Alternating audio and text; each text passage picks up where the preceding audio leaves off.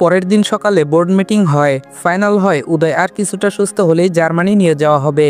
Germany নিয়ে যাওয়ার কথা প্রহর বলে, এখনও নিয়ে যেতে চাইছিল, তবে উদয়ের এই সিরিয়াস অবস্থায় বিমানে জার্নি করা রিস্ক হয়ে যায়। তাই যতদিন না উদয় একটু সুস্থ হয় ততদিন পর্যন্ত হসপিটালে রাখা হবে ডক্টরদের নজরে। উদয়ের অবস্থা আর একটু স্থিতিশীল হলেই জার্মানি নিয়ে যেতে পারবে। চৌধুরী বাড়ির সবাই হসপিটালে চলে আসে সকালেই। প্রহর আর নাদিয়ার জন্য খাবার নিয়ে আসে। নাদিয়া খেতে না চাইলেও আয়শা চৌধুরী জোর করে নিজের হাতে খাইয়ে দেয়। একদিনেই মেয়েটার চেহারা শুকিয়ে ছোট হয়ে গেছে, চোখ দুটো কেমন লাল বর্ণ ধারণ করেছে। সারা রাত মনে হয় ঘুমায়নি, কান্নাও করেছে অনেক। প্রহর নিজের হাতেই কিছুটা খাবার খেয়ে নেয়। না খেয়ে থাকলে ও নিজেই অসুস্থ হয়ে পড়বে, তখন ভাইয়ের জন্য দৌড়াদৌড়ি করবে নাকি নিজে হসপিটালের বেডে শুয়ে থাকবে। তাই বাঁচতে হলে সুস্থ থাকতে হলে খেতেই হবে কম বেশি। উদয়ের ঘুম ভাঙে 9টার পর। আশেপাশে ঘাড় ঘুরিয়ে নিজের অতি পরিচিত রুম আর নাদিয়াকে দেখতে পায় না। আশেপাশে ওর মতোই ছোট বড় অনেকে শুয়ে আছে। একজন নার্স ভেতরেই ছিল। উদয়কে তাকাতে দেখে দ্রুত গিয়ে ডক্টরকে ডেকে নিয়ে আসে। ডক্টর এসে উদয়ের প্রেশার মাপে, হার্টবিটের গতি চেক করে, কেমন ফিল হচ্ছে, কোথায় কোথায় কষ্ট হচ্ছে সেসব জিজ্ঞেস করে। উদয় আস্তে আস্তে সব কিছুই ঠিকঠাকভাবে উত্তর দেয়। আজকের দিনটা আইসিইউতে রাখলে রাতের মধ্যে নয়তো আগামীকাল সকালে ওয়ার্ডে শিফট করা হবে। উদয় বাড়ির সকলের সাথে দেখা করতে চায়। এতজনকে আইসিইউতে অ্যালাউ নেই। একজন একজন করে ভেতরে আসে উদয়কে দেখার জন্য। প্রথমে উম্মেহানি চৌধুরী আসেন। ছেলের জন্য কাঁদতে কাঁদতে তার চোখ মুখের বেহাল দশা। ভেতরে প্রবেশ করে, ছেলের হাত ধরে টেনে চুমু খায়, ছেলের চুলে হাত বুলিয়ে দেয়। কাঁদতে না চাইলেও, নিজেকে শক্ত রাখতে চাইলেও পারছে না, কান্নারা ঠেলে বেরিয়ে আসছে। উদয় বলে, মম একটু জড়িয়ে ধরো না, বড় একা একা লাগছে। ছেলের কথা শুনে ছেলেকে আলতোভাবে জড়িয়ে ধরে, যা দেখে নার্স দৌড়ে আসে উম্মেহানি চৌধুরীকে উদয়ের উপর থেকে সরিয়ে দেয়। একটু রাগারাগিও করে, এমন সিরিয়াস পেশেন্টের বুকের উপর ভর করায়।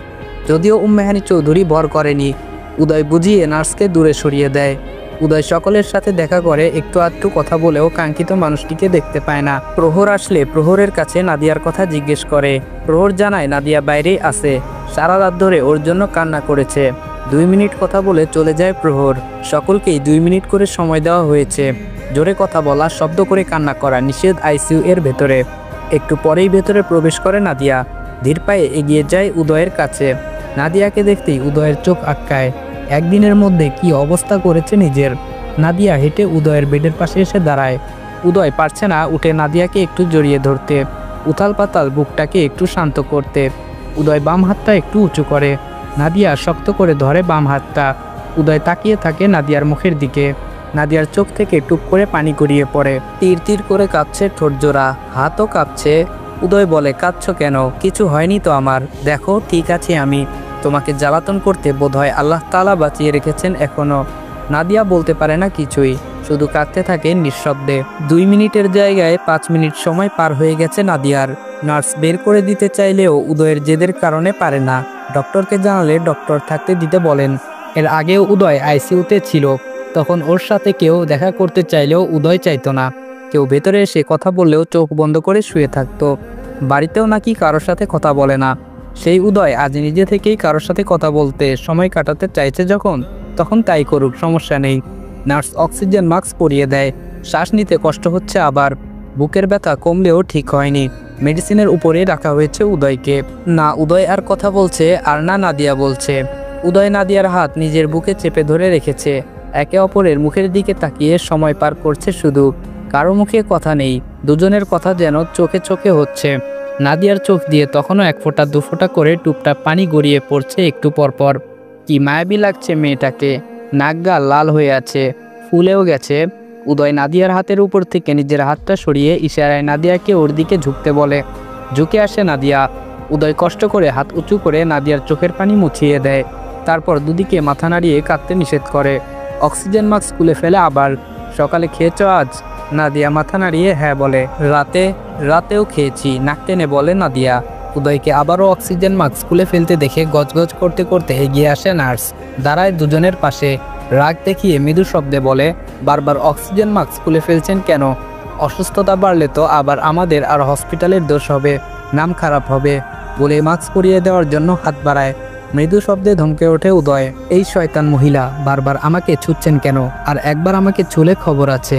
এতটা সময় পর বউয়ের সাথে একটু সময় কাটাচ্ছি, সেটাও সহ্য হচ্ছে না। একটু পরপর চলে আসছে ডিস্টার্ব করতে। যান ভাগুন এখান থেকে, অসহ্য মহিলা একটা। কথাগুলো বলতে বেশ বেগ পেতে হয় উদয়ের। বুকের ব্যথা আর শ্বাসকষ্ট দুটোই বাড়তে থাকে। নাদিয়া নিজেই দ্রুত অক্সিজেন মাস্কটা পরিয়ে দেয়। মুমূর্ষ রোগীর এমন কথা শুনে স্তব্ধ হয়ে যায় নার্স। সে তো নার্স, তার কাজই রোগীকে ছোঁয়া, তাদের সেবা যত্ন করা। একটা ইঞ্জেকশন পুশ করতে গেলেও রোগীকে ছুতে হয়, স্যালাইন লাগাতে গেলেও ছুতে হয়, ক্যানুলা পরাতে গেলেও ছুতে হয়, প্রেশার মাপতে গেলেও ছুতে হয়। রোগীকে না ছুঁয়ে কিভাবে চিকিৎসা দেবে, সেবা যত্ন করবে? নার্স যেভাবে গজগজ করতে করতে এসেছিল ঠিক সেভাবেই গজগজ করতে করতে চলে যায়। যা কিছু হয়ে যাক, আসবে না আর এই অভদ্র রোগীর কাছে। ওনাকে কিনা শয়তান মহিলা বলে, আবার অসহ্য মহিলাও বলেছে। নাদিয়া বলে, ওনার সাথে এভাবে কেন কথা বললেন? উনি তো আপনার ভালোর জন্যই বলেছে। উদয় আবারও অক্সিজেন মাস্ক খুলে ফেলে। উদয় বলে, আমার ভালো ওনাকে ভাবতে বলেছি। আমার ভালো ভাবার জন্য অনেক মানুষ আছে, ওনার না ভাবলেও চলবে। আজ তো একটা শয়তান মহিলা, কতবার যে ছুঁয়েছে ঠিক নেই। নাদিয়া জোর করে আবার মাস্ক পরিয়ে দেয়। কথা না বলে চুপ করে থাকুন, কথা বলতে শ্বাস নিতে কষ্ট হচ্ছে তো আপনার। উদয় আরও কিছু বলতে চাইলেও বলল না। আসলেই কষ্ট হচ্ছে অনেক। গতকাল তো ভেবেই নিয়েছিল দেখা হবে না আর কারোর সাথেই। সবাই ওকে দেখবে, কথা বলবে, শুধু ও নিজে কথা বলতে পারবে না। ভাবতেই কত কষ্ট হচ্ছিল। পরের দিন সকালে উদয়কে কেবিনে শিফট করা হয়। আগের থেকে অবস্থা অনেকটা স্থিতিশীল হয়েছে। বুকের ব্যথা, শ্বাস নেওয়ার সমস্যাটা ঠিক হয়ে গেছে এখন। তবে হাত পা আগের মতো নাড়াচাড়া করতে পারে না। একে একে সবাই দেখা করে কথা বলে। উদয় প্রহরের গায়ে ভর করে বসে আছে। দুদিন ধরে শুয়ে থাকতে থাকতে আর ভালো লাগছে না। উদয়কে হালকা খাবার খাইয়ে দেয় মেহানি চৌধুরী। সকালে ঘুম থেকে উঠে নামাজ আদায় করেই ছেলের জন্য স্যুপ রান্না করেছে নিজের হাতে। এখন খাইয়েও দিলেন নিজের হাতে। সবাই বাইরে বেরিয়ে যায় নাদিয়া উদয়কে একসাথে রেখে। উদয় বেডে শুয়ে আছে আর নাদিয়া পাশেই বসে আছে বেডের উপর। দুজনেই কিছু সময় চুপচাপ থাকে। উদয় কাত হয়ে বাম হাতে জড়িয়ে ধরে নাদিয়ার কোমর, কোমরের সাথে মাথা ঠেকায়। নাদিয়া কাছাকাছি থাকলে, ছুলে, জড়িয়ে ধরলে অন্যরকম এক ভালো লাগা কাজ করে। ইচ্ছে করে সবসময় নাদিয়াকে নিজের কাছে রাখতে, ওর ছোঁয়া পেতে। কোমরে মুখ গুজেই ডাকে, নাদিয়া। নাদিয়া বলে হুম। উদয় বলে, সেদিন যখন হঠাৎ আমার ওই অবস্থা হয়েছিল আমি বুঝতে পেরেছিলাম হয়তো অ্যাটাক হয়েছে, তবে শিওর ছিলাম না। আগে প্রহরকে ফোন করে ওকে বলি, তারপর তোমাকে ডাকি। কয়েক মিনিটের মধ্যেই অবস্থা আরও খারাপ হয়ে যায়। তখন মনে হচ্ছিল আমার বোধহয় সময় শেষ, ফুরিয়ে এসেছে আমার শ্বাস। আর থাকা হবে না এই রঙিন পৃথিবীতে। দেখা হবে না আপন মানুষদের, কথা হবে না কারোর সাথেই।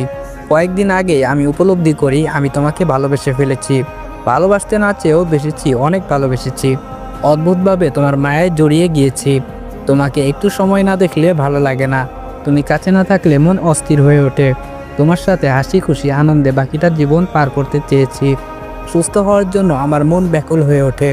আমি আর ওই রুমের মধ্যে বন্দি হয়ে থাকতে চাইনি। দিনের বেশিরভাগ সময়টা বেডে কাটাতে চাইনি। আমি তোমার কাঁধে ভর করে হাঁটতে না, সুস্থ হয়ে তোমার হাত ধরে হাঁটতে চেয়েছি। কিন্তু সেসব আর কিছুই হবে না হয়তো। তোমার সাথে বোধহয় আর থাকা হবে না। আমি বাকিটা জীবন তোমার সাথে থাকতে চেয়েছিলাম। আমার জীবনটা বোধহয় ওই অবধি। অসুস্থতা ক্রমশ বাড়ছিল আর আমার মনে হচ্ছিল আমি তোমার থেকে, সকলের থেকে দূরে সরে যাচ্ছি। আমার শারীরিক অসুস্থতা থেকেও মানসিক অসুস্থতা বেশি হচ্ছিল তখন। আমি না থাকলে তোমার কি হবে, এটা ভাবতেই আরও শ্বাস আটকে আসছিল। কিন্তু তবু আমি বারবার বাঁচতে চেয়েছি, তোমার জন্য, ফ্যামিলির জন্য। রঙিন এই পৃথিবীতে তোমার সাথে আরও কিছুদিন থাকতে চেয়েছি। তোমার হাত ধরে নিস্তব্ধ নীরব রাস্তায় জ্যোৎস্না মাখা রাতে পায়ে পা মিলিয়ে হাঁটতে চেয়েছি। আমি আরও কয়েকটা বছর বাঁচতে চেয়েছি বারংবার।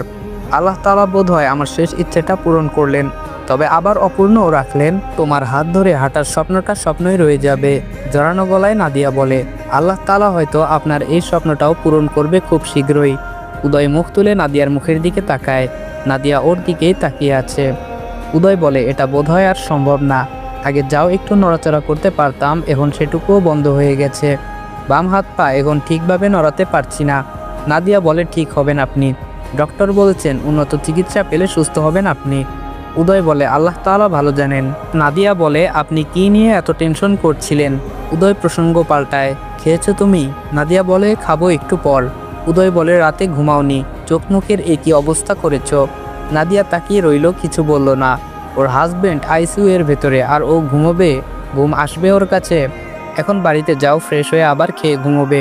না খেয়ে না ঘুমিয়ে অসুস্থ হয়ে যাবে তো তুমি। তোমার বিশ্রাম প্রয়োজন। নাদিয়া বলে, আমি ঠিক আছি, কিচ্ছু হবে না আমার।